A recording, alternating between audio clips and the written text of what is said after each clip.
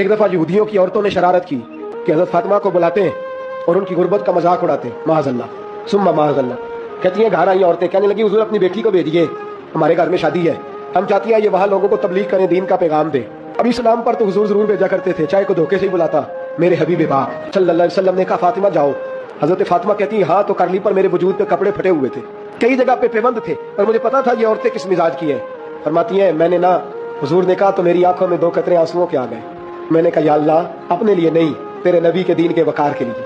या अल्लाह ये औरतें ये बड़े बुरे ख्यालात और नजरियात की हैं, ये मजाक उड़ाएंगी दीन इस्लाम का, मेहरबानी फरमा, नजर करम फरमा। हजरत फातिमा फरमाती है अभी मेरी बात भी मुकम्मल नहीं हुई, रसूल पाक फिर तशरीफ ले आए और फरमाया फातिमा क्या क्या सोच रही थी? हुजूर कोई खास नहीं, कुछ तो तू सोच ही रही थी। कहती है मैंने बादशाही के नजारे घर में देखे। हुजूर क्या हुआ? फरमाते हैं हुजूर ने चादर मुबारक खोली, अंदर से जोड़ा निकाला, फरमाया पता नहीं तूने क्या सोचा है, जिब्रील जन्नत से जोड़ा लेके